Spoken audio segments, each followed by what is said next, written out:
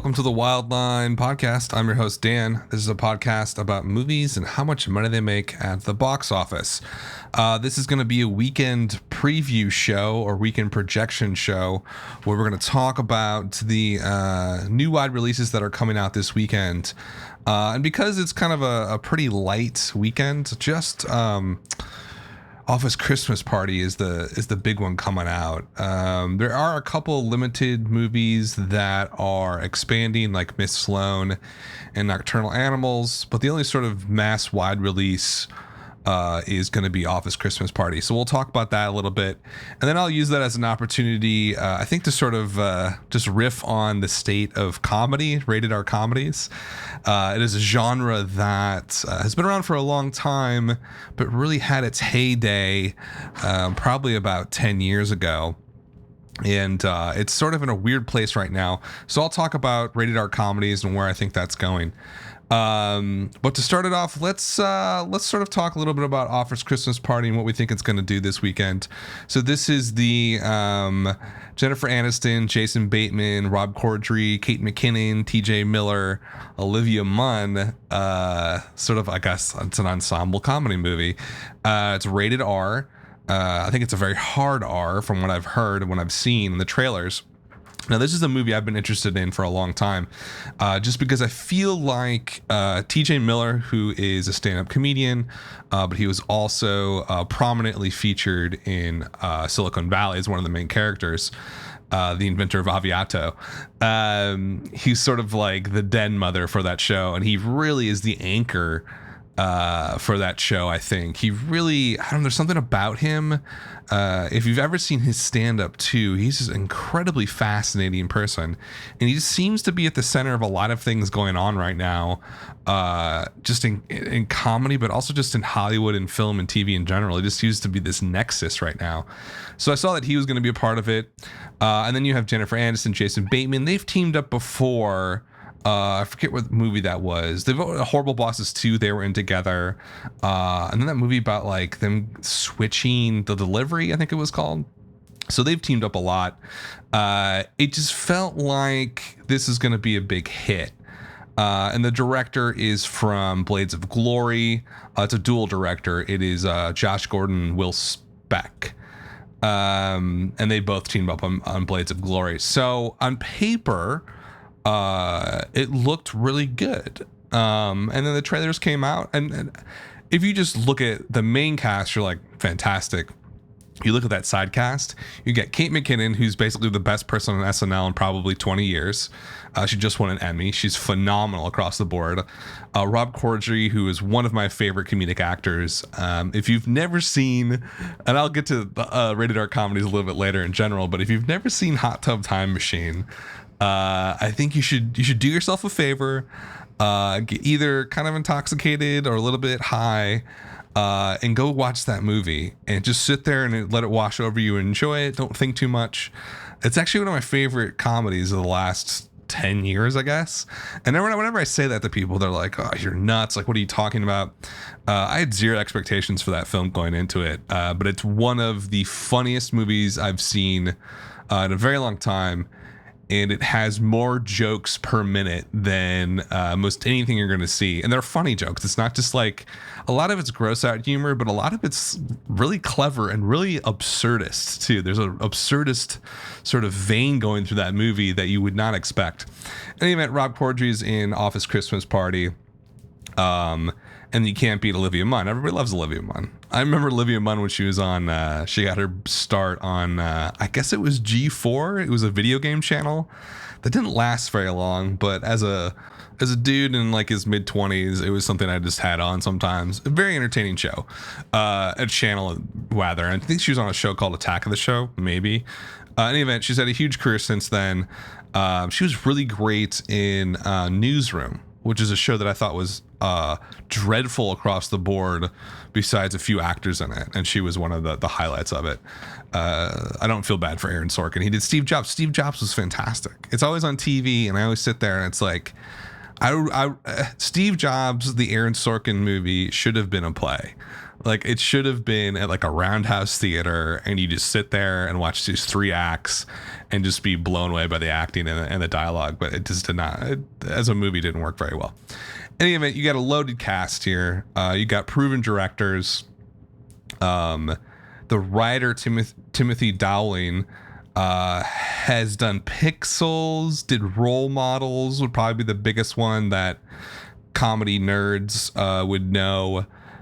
This Means War, and Just Go With It. I'm not familiar. Just Go With It. That I should be familiar with that at $100 million.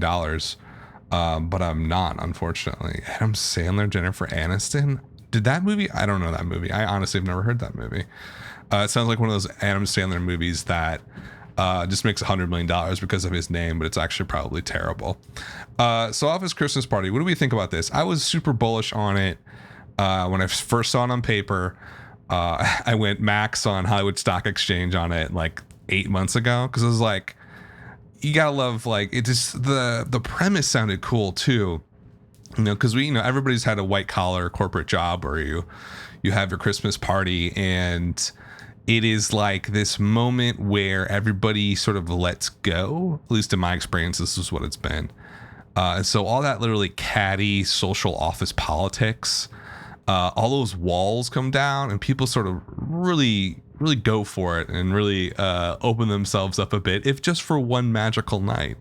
And so that's been my experience with office parties. In other words, people get really loaded and have a really good time. So I think it was a ripe idea for a movie. But when I saw the trailer, I was like, okay, this looks decent. It doesn't necessarily look like a huge home run. They haven't done a great job marketing it in terms of, it seems like a very traditional marketing campaign. I feel like with comedies these days, you need to be pretty darn edgy and creative via social media or whatever medium that you want to advertise on. It has to be pretty out there and creative and unique, and I didn't get that with Office Christmas Party. Now, it does benefit from the fact that it is the only major wide release this weekend, and in fact, I think this is the only 2 weekends where this has happened. This weekend and last weekend and this weekend are basically barren, and this is the only big major studio movie coming out. So it is really in a sweet spot here. The problem is that marketing just doesn't seem like it built the hype that it needed to do for this to open really large. When I first saw it, I was thinking, oh man, this is going to do 30s, maybe 40s opening weekend. And as we've crept closer to the release date, I'm not that hyped on it or bullish anymore. Unfortunately, I'm going to go see it because it looks cool and it looks fun, and I love all the actors in it. But I don't think it's going to translate that well to mass audiences. And so let's take a look and see what the trades are saying about Office Christmas Party. Variety, Hollywood Reporter are basically regurgitating what Paramount, the production studio, is saying. They're saying $13 to $15 million. That feels really low to me. Like, I just don't, I get that studios want to be conservative with these numbers just because they don't want to be embarrassed when the movie doesn't open up to their predictions. They're usually at least 10 to 30% lower than what they really think it's going to do, but the 13 to 15 range on this just seems really low, especially considering the fact that it is the only major release this weekend. So I'm not sure where they're coming from. And Variety and Hollywood Reporter apparently didn't want to do any work, so they just basically repeated what Paramount said. Box Office Pro said $17 million. That feels a little bit more in the right direction. And then Box Office Mojo, who does, I think, honestly the most work for their predictions and projections. They actually take the time to think about it and analyze it. They're not just throwing some number up on the screen. They're saying 19 to 21 million, and that feels kind of in the ballpark of what I think Office Christmas Party is actually going to do. Now, when you take a look at some comparable movies, the best one I can think of, or I could think of off the top of my head, was Sisters, which came out last year at the exact same time period. You got to remember, we got Star Wars coming next weekend. So The Force Awakens came out last year, and Sisters opened up the same day. So it was clearly an attempt at counter programming that actually, to my surprise, I thought that Sisters was gonna bomb. But it did not. It actually did quite well. Sisters opened up at $13 million with a per theater average of about $5,000. So if Office Christmas Party can do that, you're looking at just about $15 million, which is sort of what Paramount's saying on the high end. That still just feels way too low. Sisters was really depressed by the fact that The Force Awakens was opening and basically swallowed up all the oxygen that weekend. Sisters made a lot of money on the back end through its very long legs. And it lasted for forever and did very well at the end of the day. It actually went up 1% its second weekend. So I think that that's a little bit too low for Office Christmas Party just because it has the whole weekend to itself. The other comparable that I could think of was Internship. And I was thinking, so that did $17 million. That was like 3 years ago, I think, with a per theater average of about $5,150. If Office Christmas Party can do that, it would come in at about $16.5 million. That seems okay. This still seems low. Another good comparable would be Night Before, which was a movie with Seth Rogen. Definitely a Christmas comedy rated R. So it's right in this wheelhouse. That only opened at $9.8 million with a per theater average of about $3,340. So if Office Party did that, you're only looking at $10.7 million. That Night Before really did not perform well. It's weird because I remember following that movie pretty closely and deciding whether I wanted to invest in it or not. And I remember I was like heavily invested in it because I was like, oh, this looks hilarious. The trailer's awesome. It just looks so fun and edgy and like great counter programming to the family Christmas movies that usually come out this time of year. But it did not do well. It's an okay movie. I saw it on like HBO or something like a year ago or whatever. It's okay. A really good comparable, a great comedy this year, Bad Moms from STX, one of their big winners this year. It's almost in the top 20 total domestic take, which is mind-blowing when you think about it. No one thought that was going to happen. That opened at $23 million with a per theater average of $7,400. So if Office Christmas Party can do that PTA, you're looking at $23.8 million. That would be a good haul for this. And I think that's right near the bullseye of what I think it's going to do. Bad Moms, that was a great opening for Bad Moms, but Bad Moms, just like Sisters, ended up making a phenomenal amount of money on the subsequent weekends. And it just stuck around in theaters for like months and really made a lot of money at the end of the day. And then the other one that came to mind as a comparable film would be Sausage Party. I know it's animated, but it is a rated R comedy. It feels like it's sort of in this realm. That opened in the summer to $34 million to a lot of people's surprise. I don't think a lot of people expected Sausage Party to open in the 30s. I thought they were thinking like high teens, low 20s at best. They had a per theater average of $11,000. If Office Christmas Party somehow manages that sort of pop, you're looking at $35.3 million. I don't think that's going to happen here. It's possible, but I don't feel the hype. And like, I don't really know how you measure hype. I mean, look at social media metrics and stuff like that. And I don't look that closely at those just because there's not really like a good uniform measurement now. Someone's got to come out with like a score or something. I mean, Rotten Tomatoes has their audience want to see it score, which is decent. I just wish somebody would aggregate that stuff and just give a uniform score for these movies. Like, 20,000 people rated it as like 80%. And this is across like 5 different social media channels or something like that. It doesn't really exist yet. I'm sure like ComScore has something that they use. But I'm not feeling the hype that much for Office Christmas Party. So I'm going to say on the low end, you're looking at like an Internship Sisters opening of about $5,000 per theater. That would bring it to $16 million. On the high end, I think it could cap out at about $10K per screen.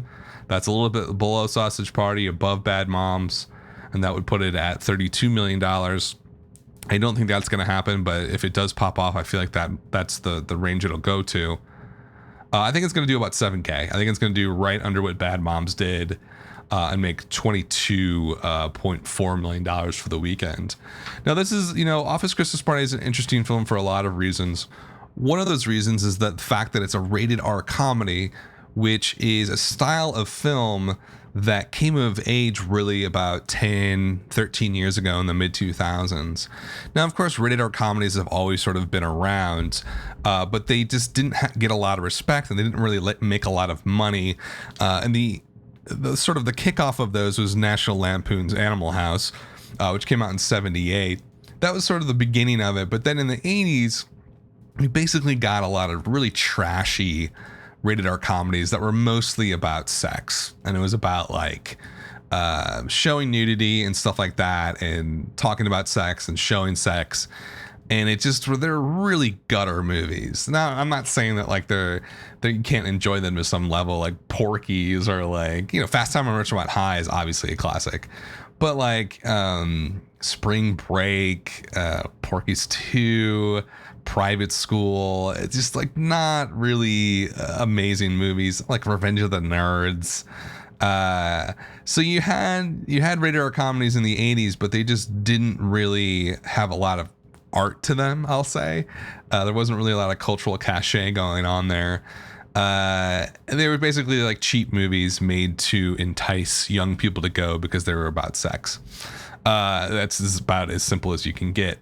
And then in the 90s, they definitely started to go away. They just weren't, they weren't seen as marketable, because when you have a rated R movie, you're basically cutting off one of the most profitable sections of your audience, which is the 12 to 17-year-old range, the teenagers, right? So if you have rated R, they can still probably sneak in, but it's not something that they're going to go to openly in the millions. So, I could see why in the 90s studios were like, okay, like we'll make comedies, but it has to be PG-13 just so we can make more money off these things. I mean, that's just like basic marketing.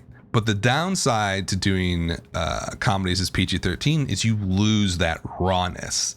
And that rawness is a direct line into the audience. And to get them like super connected and hyped about the movie, and when they see it, they're like, oh, this is amazing, and then the word of mouth is fantastic.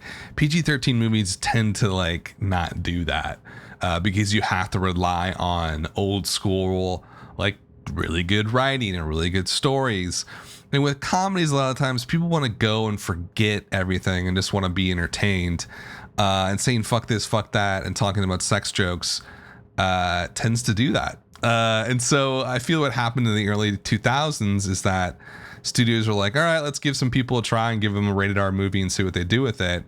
And one of the first sort of products of that experimentation was Old School, which came out in 2003, directed by Todd Phillips. That's the Luke Wilson, Will Ferrell, Vince Vaughn movie about dudes in their 30s, I guess, who have kids or are married or ending marriages, end up starting this fraternity on a college that they don't even go to. It's a really stupid, dumb movie, stupid premise. But I will say this, I remember going to an opening weekend, and I remember being in pain because it was so funny. Now, looking back on it now, you go back and watch it, and you're like, oh, like, especially if you are younger now and you go back and watch it, you're like, oh, this is kind of funny. But you got to remember, like, in that moment in 2003, there was almost nothing like that in terms of the style of comedy on screen. And I think what it was it was rated R, free to do whatever you want, really smart comedians. And a lot of it was based on improv comedic style. That would be, styles that come out of improv groups like Second City in Chicago or Upright Citizens Brigade in New York City. And then whoever's out in Los Angeles, the Groundlings are out in Los Angeles. Anyways, it was improv comedy, which tends to attract incredibly nerdy, but also incredibly smart people who are also very, very funny.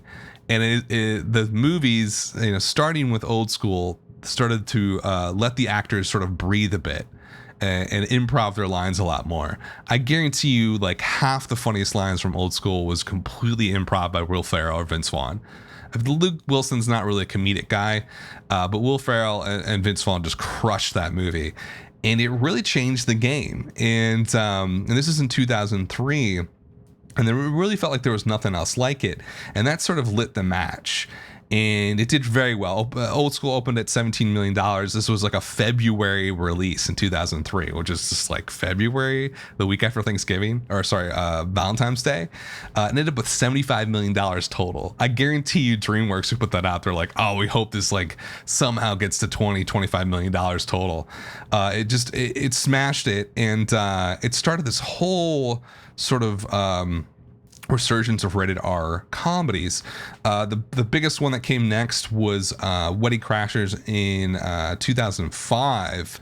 And that also hit like a bolt of lightning. You know, like that movie was Vince Vaughn basically riffing for 2 hours straight. In the same way that he brought life to Old School, he basically made Wedding Crashers a huge hit. And it kept, these movies kept making more money. This rated R comedy opened at $34 million and closed at over $200 million. That's one of the best comedies, I think, ever. Certainly one of the best rated R comedies ever.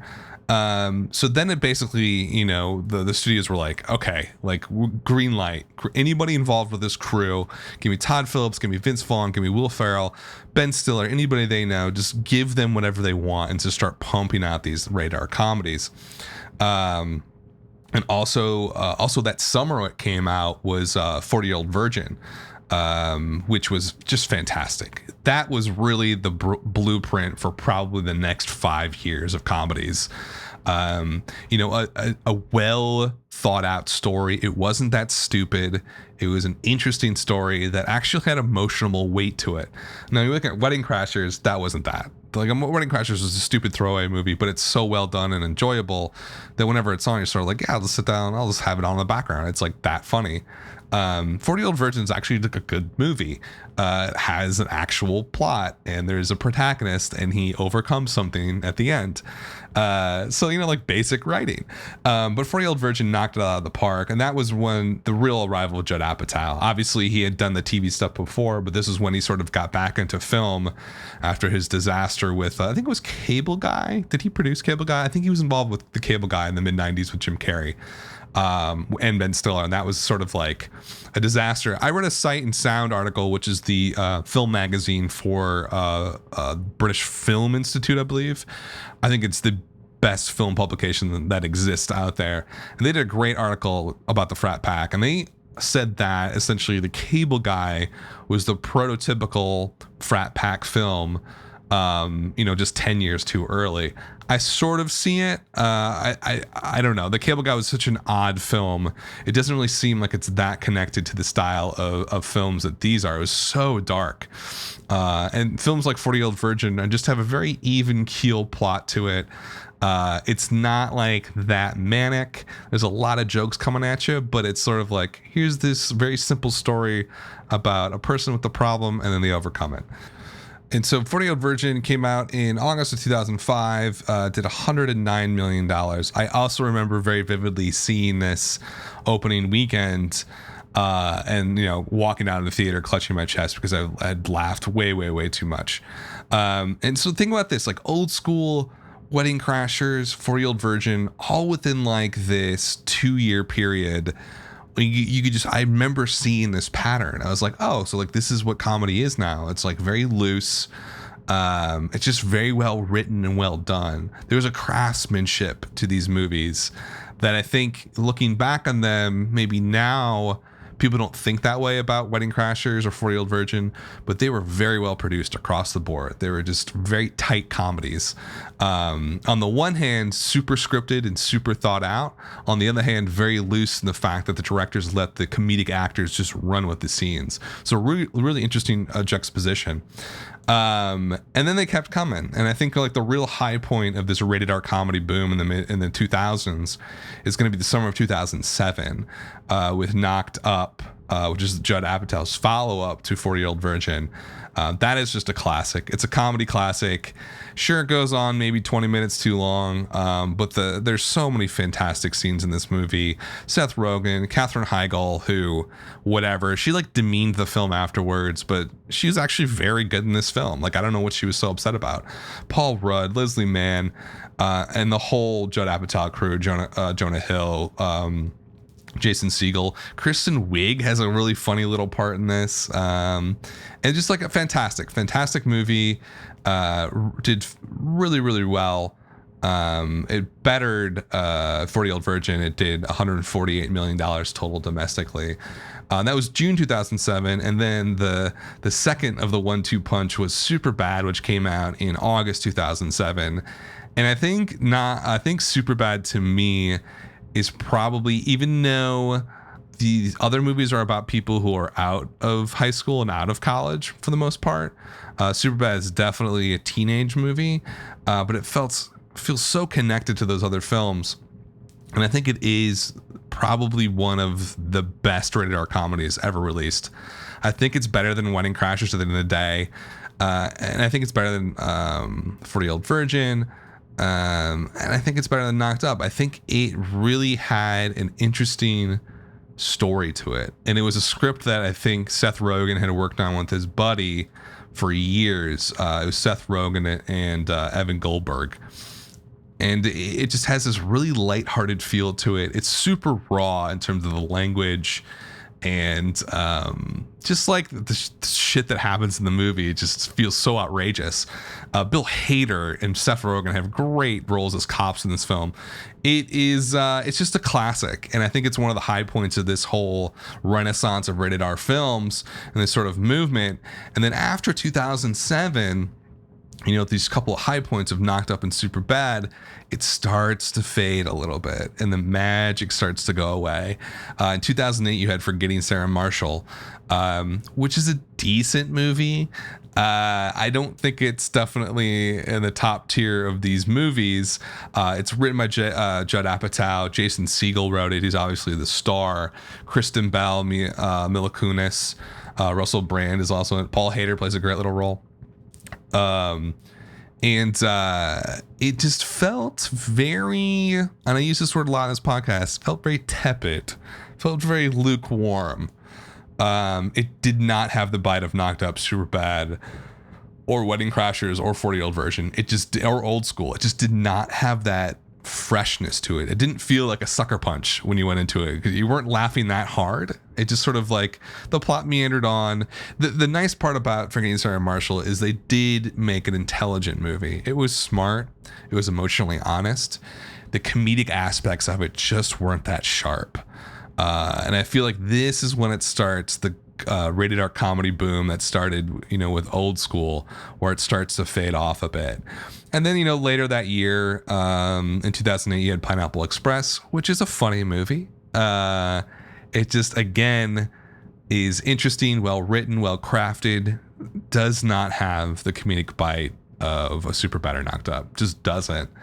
And then you start getting movies like Role Models, where I remember when this came out, I remember 2008 very well, and I went to all three of these movies opening weekend. And by the time Role Models came out in November, I was like, okay, like I get this style of film now. It's like half improv, half like dick jokes, and like even Role Models had like a decent plot to it. It wasn't just like a throwaway plot, but the whole formula was just tired. It was tired. And nothing sort of demonstrates that more than I Love You Man, which came out in 2009, March of 2009. Now, I Love You Man did pretty darn well, actually. I think it ended up around $70 million total domestic. But it was sort of, to me, it was like the end of the line. It's been on HBO constantly this month, and I put it on and just leave it there because I'm doing work or something else and just on in the background. And every time I was like, this movie's just terrible. Paul Rudd's character is awful in that film. Jason Segel's great in it, but he's always great in things. I mean, he carried Forgetting Sarah Marshall, totally carried that movie. And he tries to carry I Love You Man, but he just cannot do it. It is just a really, really bad movie. Just completely misses the mark on what made Superbad and Knocked Up so good. Is that you can have a nice, cool, interesting, emotionally honest story, but you have to back it up with a lot of really funny shit happening. That's what people want out of those films. They want the laughs first and they want the story second. I Love You Man tried to push the story first and sort of just had like very, very, very mild comedic sequences, and they're trashy. And they're trash essentially. It just was not good, not a good movie. And that sort of to me marks the end point of that, sort of the height of those movies. There's definitely some exceptions, like Adventureland also came out in 2009. I feel like that is a super underrated movie. It's a rated R comedy about coming of age, someone who just gets out of college. I could really relate with that character of graduating with an English degree and that being like, what the hell do I do now? Very, very good. Again, very definitely more on the story driven side, but had a lot of great laughs in it. And I think it's a well done film. And then everything just switched, right? All of a sudden, I Love You Man was like the death rattle of the sort of frat pack films. And then The Hangover comes out. And that's sort of like the real endpoint, right? Because, look, The Hangover is a great movie. It's one of the most successful comedies of all time. It took in $277 million domestically. It's a fun, when it's on TV, it's hilarious. I watch it. It just feels so much like a copy of these earlier films, and it's missing that magic that you had, like even in a dumb movie like Old School, there's just like, you felt like anything could happen on screen. And like the more outrageous they would get, the funnier it was. And The Hangover feels like just like a kind of smudged copy of that. And it works, but it's definitely not up there with the best from the mid 2000s of the rated R comedies. If I Love You Man and Role Models were sort of just like this real lull in that, I feel like The Hangover was just like the guillotine. I'm like, this is over. We're just going to make this into a mass consumer product that can connect with middle America and people in Omaha, and where I grew up in Milwaukee, and like, that's over. And essentially it was, because The Hangover was so successful. They pumped out 2 sequels of it. That's when the whole comedy world sort of changed a bit. It was the end point of that old school. Some say it started with The Cable Guy. I don't really agree with that. I really do think it started with Old School and that mid 2000s comedy renaissance. And then it's sort of, you hit The Hangover and it's like a brick wall, because then it's no more about like the art of improv and all those interesting, unique elements that came together to make something brand new and unique. And then you get The Hangover and it just feels like, I like this. Yeah, like I really enjoy it. It's funny, but it just feels really cheap. Everything about The Hangover felt cheap. And then you had some other films, later on. She's Out of My League. That was just a disaster. If you thought I Love You Man was bad, She's Out of My League is just like the worst, like the 5th tier Judd Apatow-esque comedy. And then it's just like everything's on a lull because of The Hangover, because it just like cleared out everything. And then Bridesmaids comes out in 2011. Now that's a fantastic film. Like, that story, to me, that movie carried the torch of those mid 2000 comedy classics. It was fantastic. Hangover 2 comes out. Bad Teacher comes out. I mean, it's awful films. And then you have like 21 Jump Street and 22 Jump Street, Neighbors. Those are the biggest recent comedies. Nothing really reached the height of The Hangover besides Hangover 2. But it's sort of like everything, the wind just changed. It no longer felt that interesting or that magical anymore. Like, it's so hard to explain what it was like going to see those like Knocked Up and 40-Year-Old Virgin in the theaters filled with people on opening night or opening weekend. Like, the amount of laughter and like the intensity of the laughter was kind of felt like almost absurd. And And I'm sure maybe people had similar experiences with The Hangover, but it's different. And I'm telling you that it's different because I was there. And The Hangover versus something like Knocked Up is that The Hangover it felt like it was playing to the masses at the end of the day. Knocked Up was not playing to the masses. Knocked Up was playing to people who like improv comedy. And not just improv comedians, but like people go to improv shows.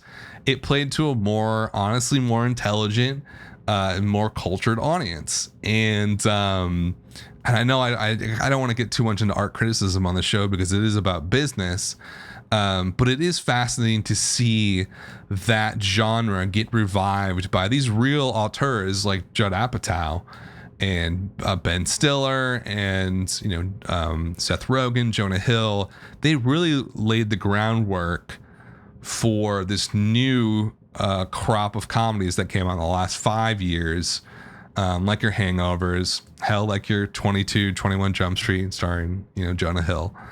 They're just okay comedies. They're funny, they make a ton of money, but artistically they do not hold a candle to what was happening in the mid 2000s. And this whole thing sort of started just thinking about Office Christmas Party and where it sort of fits in all of this. I do feel like, and one of the reasons why I invested in it heavily was that I thought like it was a throwback to the mid 2000s and the old school and the 40-Year-Old Virgin and the Knocked Up style comedy. And I hope that it is. But that's probably just nostalgia on my part because I kind of missed those movies. I missed how perfectly they captured that moment in the United States or American culture, but in reality it's like upper middle class white culture in America. But they really did. They really captured it perfectly. And in a way that like 22 Jump Street is just like, what? It's stupid. Neighbors is stupid. Neighbors 2 is stupid. They'll get you laughs, but they're not really saying anything that interesting or important. And I hope Office Christmas Party can reach the level of something much better. But who knows? I don't know if it can. I think that era might actually be over for good. I will say this, post that era of comedy, my favorite comedy is Hot Tub Time Machine. I already stated that on the show, but if you haven't seen that movie, that to me is like the path not taken in American comedy is Hot Tub Time Machine. Certainly the sequel didn't take the path because it was awful. But Hot Tub Time Machine is like this mixture of a parody of 80s rated R comedies mixed with complete absurdist comedy. It is fantastic. A lot of it's improv. The plot's stupid, makes no sense. It's totally just wish fulfillment movie. But it blows away The Hangover any day of the week. Hot Tub Time Machine is 10 times more intelligent than The Hangover or Neighbors or 22 Jump Street. So as you can see, I'm really bashing on recent comedies, but I feel like I have to. I feel like I have to defend this certain area of comedic film versus what's going on now because it's just so shitty. And I hope Office Christmas Party can revive it a bit. But I have my doubts now that I've seen the trailer and there's just not a lot of hype on it. So I do think it's going to end up at about 22.4 million for the weekend. That was a really long rant. If you don't like my rants, don't listen to my podcast. Go do something else with your life that's useful. But to close it out here, I'm going to talk a little bit about very briefly two limited releases are going wide. Miss Sloan is getting bumped up to 16,000 theaters this weekend, and also Nocturnal Animals, the top foreign film, is getting knocked up. I can't get it out of my head. Is getting increased to 1,260 theaters. I don't really know what to say about either of these, except my bottom line with both of these is like, why? Why are you doing this? Especially Miss Sloan. Miss Sloan's been limited for the last 2 weekends. First weekend it did 19,000 per theater, which is not good for a limited release like this. Last weekend it did 11,000. It's already basically in a tailspin. and they're going to throw it on 1,600 screens. I guess they're thinking that there's an opportunity now just because Office Christmas Party is the only wide opener.